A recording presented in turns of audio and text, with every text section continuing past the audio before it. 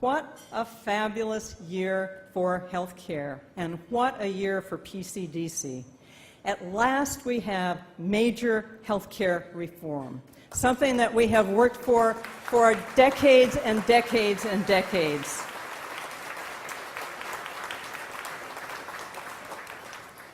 And while you heard a lot about insurance reform, what you may not have heard so much about was the system reform provisions that are in that law.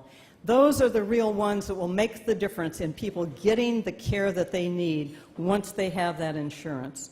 And that law positions primary care front and center, something that we have been working for throughout our lifetime. It takes serious steps to address the doctor shortage. It poses new models of care and payment that are patient-centered. And it poses a major expansion of community health centers. In fact, doubling the current capacity over the next 5 years, the capacity to care for another 20 million people around the country. We're delighted that healthcare reform has made primary care a priority. But healthcare reform will be what we make of it.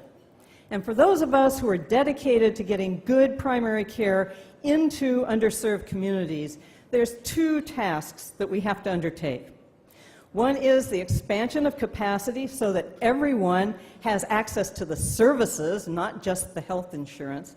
And the second is transforming the model of care into what we know can be effective, can eliminate disparities, and can reduce healthcare spending.